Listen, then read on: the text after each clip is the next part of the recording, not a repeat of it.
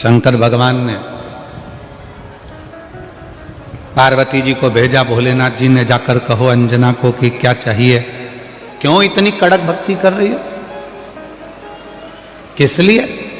अंजना देवी के पास में पार्वती जी पहुंची और कहा क्या चाहिए?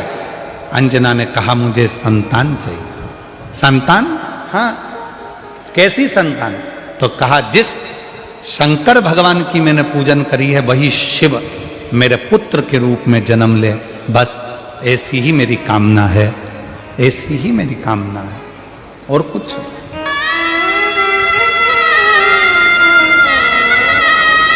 शिव मेरे घर में जन्म ले।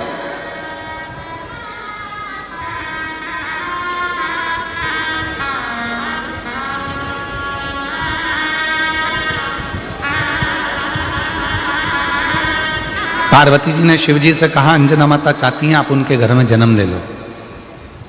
शंकर भगवान ने कहा कि मैं आज जन्मा हूं, मेरा कभी जन्म नहीं होता।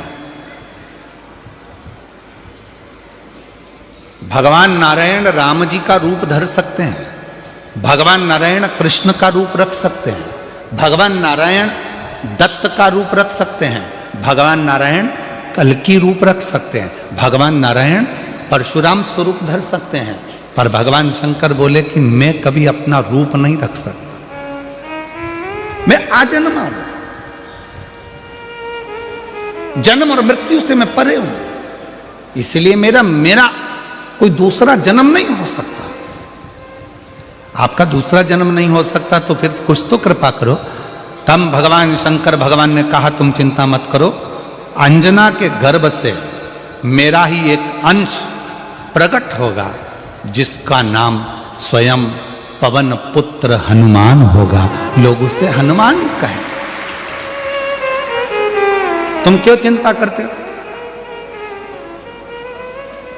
ठीक है प्रभु।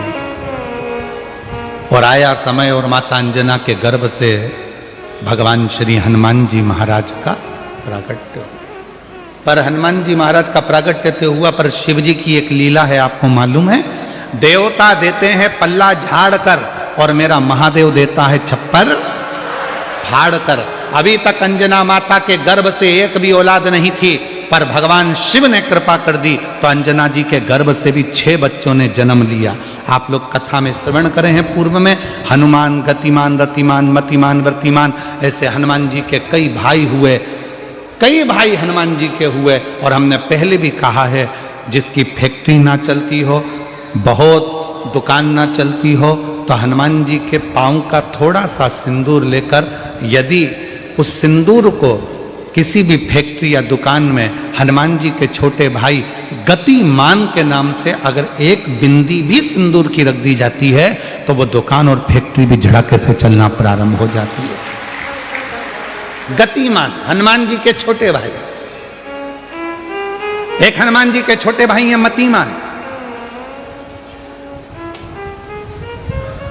जब व्यक्ति डिप्रेशन में जाता है, एकाग्र चित्त नहीं रह पाता है, पढ़ने बैठता है पर एकदम मन नहीं लग पाता है, तो मतिमान का स्मरण किया जाता है, हनुमान जी के 3 नंबर के भाई का मतिमान। और कहते हैं एक दुर्वा यदि मतिमान के नाम से शंकर भगवान की शिवलिंग पर चढ़ा दी जाए और उसी दुर्वा को वापिस लेकर आया जाए, अंधेरा होने से पहले, सूर्य अस्त होने के पहले, शाम के प्रदोष के पहले यदि उस दुर्वा को उस व्यक्ति को चबा चबा कर खिला दो, तो डिप्रेस हो रहा है, डिप्रेशन में है, चिंता में है, टेंशन में है और उसका विवेक काम नहीं कर रहा, बुद्धि स्थिर नहीं हो पा रही है या पढ़ने में मन नहीं लग पा रहा है, तो उसको आप एक दुर्वा मतिमान हनुमान जी के 3 नंबर के भाई मतिमान के नाम से अगर खिला देते हैं तो उसकी बुद्धि केंद्रित होना प्रारंभ हो जाती है और वो डिप्रेस से हटना प्रारंभ हो जाता है, मन स्थिर होने लगता है।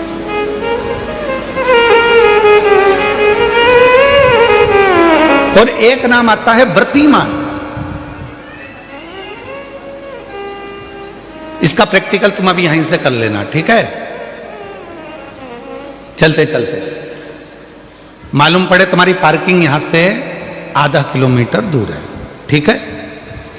अरे बोलो तो जम के, आधा किलोमीटर दूर तुम्हारी पार्किंग है और तुम्हारी उम्र लगभग बहुत हो गई। मालूम पड़े तुम थोड़े वृद्ध हो गए हो और तुम्हारा घुटना दुख रहा है, तुम्हारी कमर दुख रही है, चलते चलते बड़ी मुश्किल से तुम कथा स्थल तक पहुंचे हो। अब मन में आ रहा है कि मुझे वापस पार्किंग तक जाना है, कैसे जाऊंगी, पाँव तो दुख रहा है। तो एक काम आज चलते चलते करना कि कहीं सीवर वाला महाराज झूठ तो नहीं बोल रहा है, तो प्रैक्टिकल करके जाना। क्या करोगे? यहां से जाते समय आप जब जा रहे हो और आपके शरीर का कोई अंग जब दुख रहा है तो श्री शिवाय नमस्तुभ्यम कहकर श्री व्रतिमान हनुमान का स्मरण करो। किसका स्मरण करना है? जम के बोलो, व्रतिमान हनुमान। व्रतिमान हनुमान का स्मरण करके कहीं पर भी बैठकर अपने पांव की छोटी वाली जो उंगली है उसको जम के दबाना और दबाने के बाद चल देना। जिस जगह पर भी दर्द हो रहा होगा मेरा बाबा आपको मंजिल तक पहुंचाएगा, दर्द होने नहीं देगा। कल नहीं करना, प्रैक्टिकल आज ही करना। काल करे सो आज कर।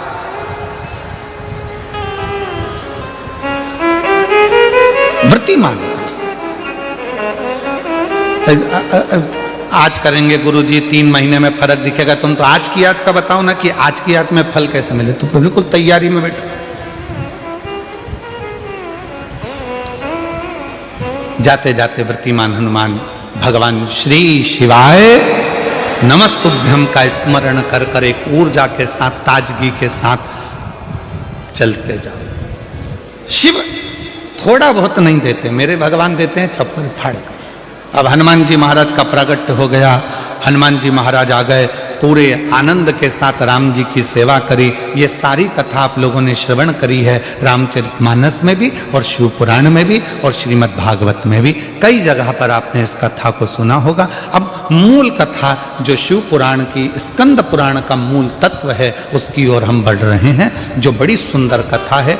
स्कंद पुराण के रेवा खंड की ये कथा, स्कंद पुराण के रेवा खंड में से इस कथा को लिया।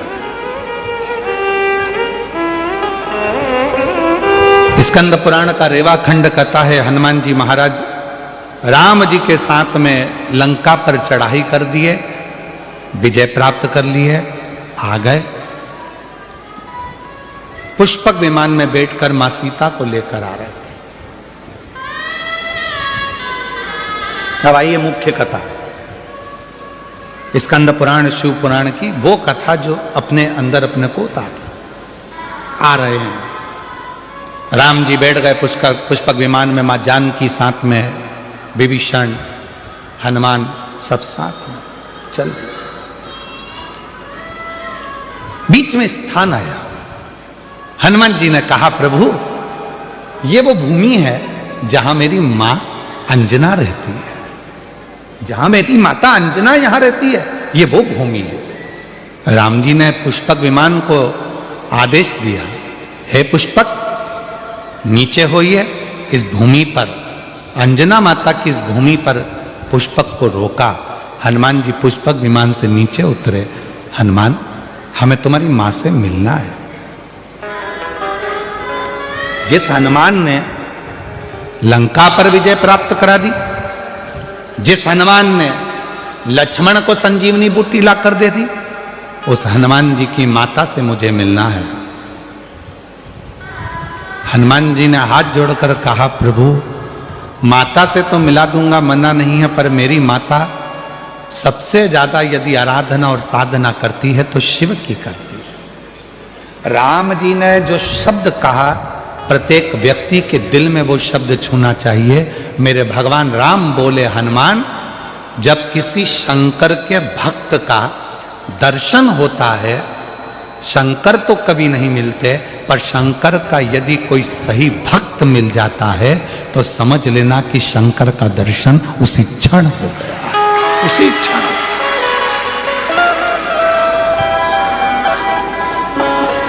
उसी क्षण शिव का दर्शन उसी पल हो गया,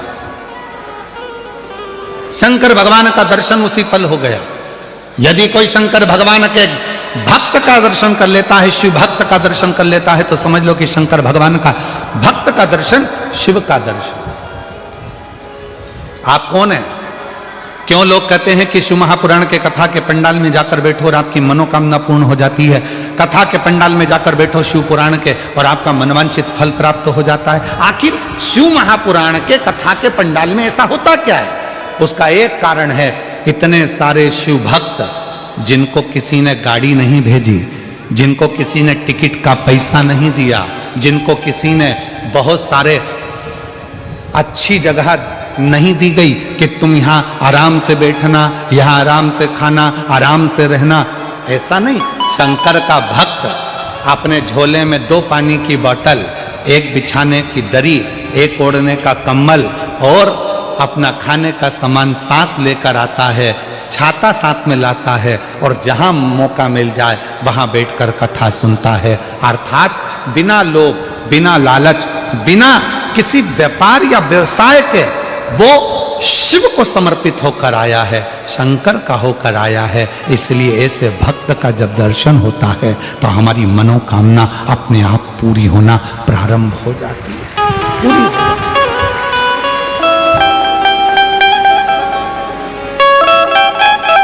एक पत्र है, अच्छा है।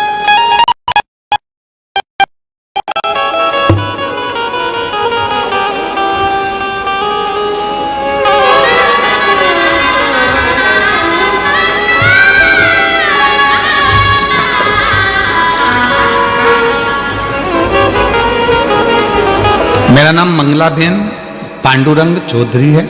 मैं डिंडोली सूरत में रहने वाली हूँ। कहीं बैठी हो तो हाथ हिला सकती हैं। मैं बाबा का जितना भी वर्णन करूं कम है। बाबा की मुझ पर अनंत कृपा है। मेरा बेटा 10 साल से सरकारी नौकरी की तैयारी कर रहा था, पर कुछ पॉइंट से सिलेक्शन रह जाता था। वो रोज अपने काम से आता था और चिंता में रहता था। मैंने टीवी के माध्यम से आपकी काफी कथा सुनी है। मैंने अपने बेटे से बोला कि रोज 1 लोटा जल बाबा को चढ़ाओ और शहद वाला बेलपत्र बाबा को चढ़ाना शुरू करो। बेटे ने वैसा ही किया और सच्चे मन से बाबा से प्रार्थना की। और मैंने बाबा की कथा जब सूरत में आई थी तब 7 दिन कथा का भ्रमण किया, बाबा से विनती की, बाबा आपकी कथा के पंडाल में रहकर कथा सुन रही हूं। ऐसा सुना है जो कथा के पंडाल में रहकर कथा को श्रवण करता है उसकी मनोकामना आप पूरी करते हो। बाबा मेरे बेटे की सरकारी नौकरी में सफलता मिले। बाबा की कथा जब चालू हुई तब मेरी बहू ने पशुपति व्रत भी रख लिया। मेरे 6 साल का पोता अथर्व भी बाबा से विनती करता और बाबा ने हमारी विनती को स्वीकार करा। श्रद्धापूर्वक नमन करने के लिए आज मैं आई हूँ। आज मैं बाबा को धन्यवाद देती हूँ कि मेरे बेटे का सिलेक्शन सरकारी नौकरी मिल गई है और मेरे बेटे का नाम सचिन पांडुरंग चौधरी है जो अहमदाबाद के सरकारी टीचर बन गया है। मैं बाबा को यहाँ प्रणाम करने के लिए आई हूँ, बाबा को नमन करने के लिए। अगर कहीं बैठी हो तो आ सकते। शिव को कहो, शंकर को कहो, वो सुनता है महाराज और हृदय से देता भी, हृदय से देता। शिव कथा कर रही है। हनुमान जी ने कहा ये मेरी माता अंजना का गांव है और माता अंजना यहां रहती हैं, पर वो शिव की परंपरा। राम जी ने कहा हनुमान जब किसी शंकर भगवान के भक्त का दर्शन होता है, शिव भक्त का जब कभी दर्शन होता है और वो शिव भक्त अपनी दृष्टि से हमको देख लेता है तो निश्चित है हमारे आधे से ज्यादा दुख उसी पल खत्म हो जाते हैं, समाप्त हो उसी क्षण।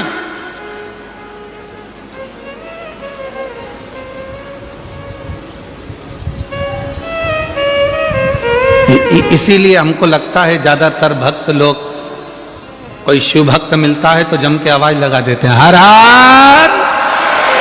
महादेव। किसी मंदिर में जाकर लोग शोर नहीं मचाते। द्वारकाधीश के मंदिर में जाओ कोई शोर मचाता नहीं मिलेगा, जगन्नाथ जी के मंदिर में जाओ कोई शोर मचाता नहीं मिलेगा। जितने भी भारत की भूमि पर स्वामी नारायण आदि मंदिर हैं वहां दर्शन करने के लिए जाओ कोई शोर मचाता नहीं मिलेगा। जितने भी बड़े बड़े मंदिर हैं किसी मंदिर में कोई शोर मचाता नहीं मिलेगा। पर कभी भी कोई 12 ज्योतिर्लिंग में या शंकर जी का मंदिर आपके नजदीक में है वहां दर्शन करने जाओ तो लोग शोर मचाते जरूर मिलेंगे। कोई पीछे से खड़े होकर चिल्ला रहा, कोई जम के चिल्ला रहा हारा हारा, कोई कहीं से आवाज लगा रहा बम बम बोले। जहां मर्जी पड़ती है लोग वहां से आवाज लगाना चालू कर देते हैं, शोर मचाते हैं, चिल्लाते हैं।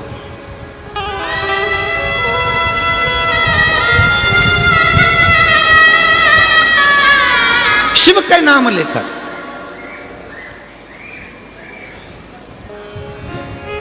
आप में से कई लोगों ने श्रीमद् भागवत कथा सुनी होगी, आप में से कई लोगों ने राम कथा सुनी होगी, आप में से कई लोगों ने विष्णु पुराण सुनी होगी, आप में से कई लोगों ने देवी भागवत सुनी होगी। ना जाने कितने कितने पुराण शास्त्र आपने सुने होंगे। सारे पुराण और शास्त्र उठाकर देखिए, एक भी पुराण शास्त्र ये नहीं कहेगा कि किसी भी असुर ने, राक्षस ने शंकर भगवान को युद्ध के लिए ललकारा। जितने भी असुर ने ललकारा वो सबने भगवान को ललकारा, विष्णु जी को ललकारा, ब्रह्मा जी को ललकारा, इंद्र को ललकारा, युद्ध के लिए देवी को ललकारा। पर किसी भी असुर ने, किसी भी राक्षस ने, किसी भी असुर ने, किसी भी दानव ने भगवान शंकर को युद्ध के लिए नहीं ललकारा। क्यों नहीं ललकारा?